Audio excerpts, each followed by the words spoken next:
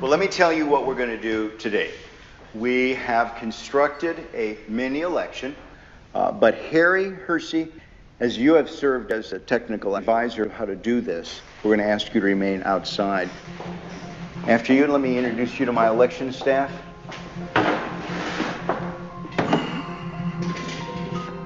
To ensure that we've not prepared some sort of a device that has been pre-rigged, pick the number, and then we'll grab that unit, and that will be the device that we will count the ballots on. I just feel like this is the one. Okay, and the winner is unit 15191. 5191.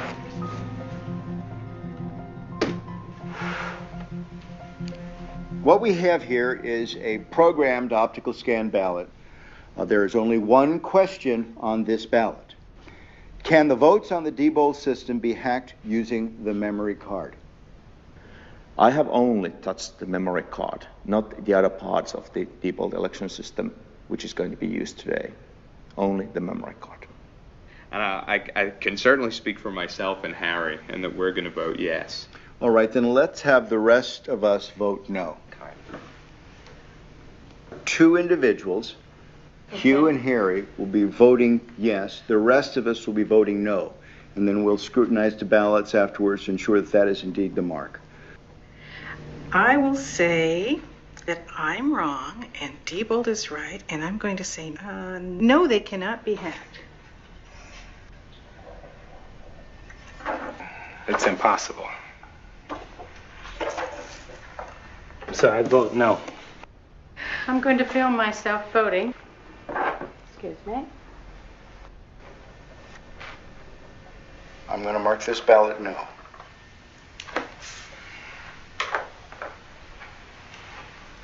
Dr. Thompson? I am going to mark this ballot yes. I've seen some pretty concerning things. Well, it's down to you. You're the last voter, Harry. All right. I think it could be. So I vote for yes. You will be the second yes. All right. Here is the memory card I have touched.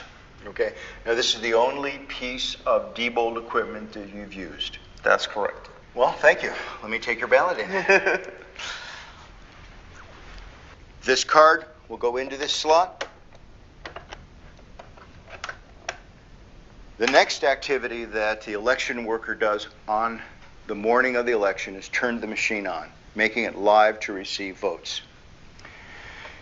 When you do that, this machine will produce what is called a zero total tape. The machine is going through a self-test analysis, and then it'll spontaneously turn on.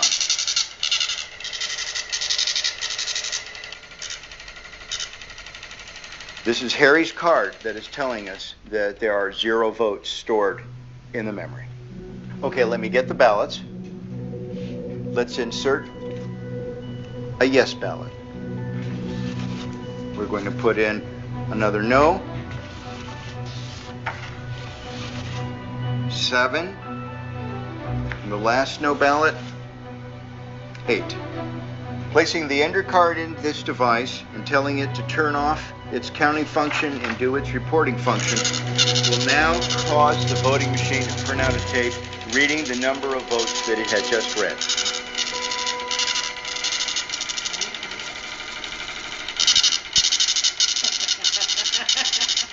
Oh my.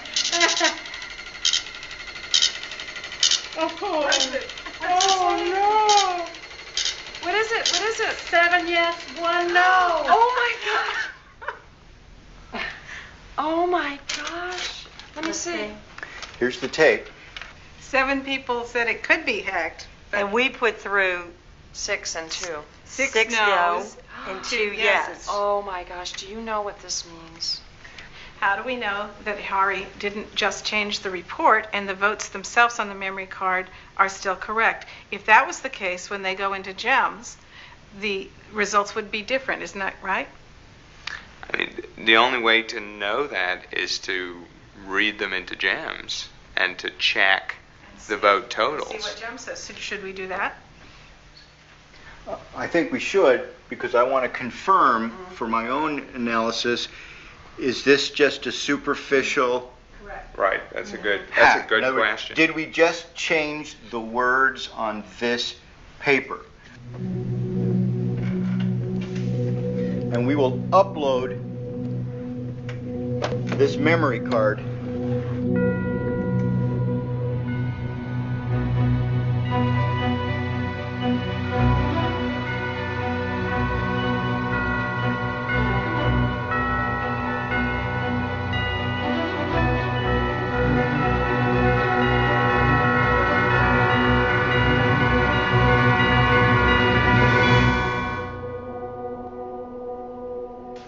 if I had not seen what was behind this, I'd have no reason not to. I would have certified this election as a true and accurate result of a vote. Susan, what does this mean to you? Makes me cry. I'm sorry, but it does. Why? Why? There's so many reasons.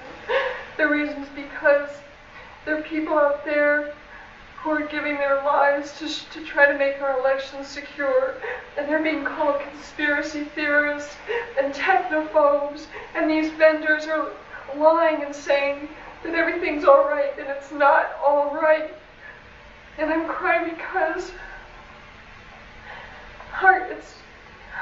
I'll quote somebody that I know who said that it's as though our country's one country pretending to be another country. How can this be happening to our elections?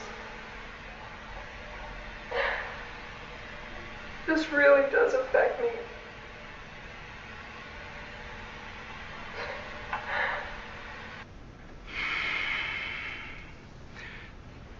I don't know exactly how to describe what I saw here.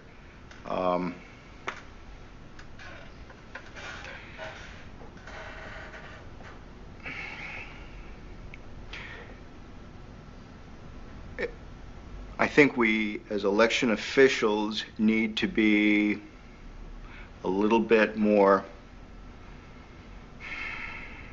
demanding from the vendors as to the technical specifications of this equipment.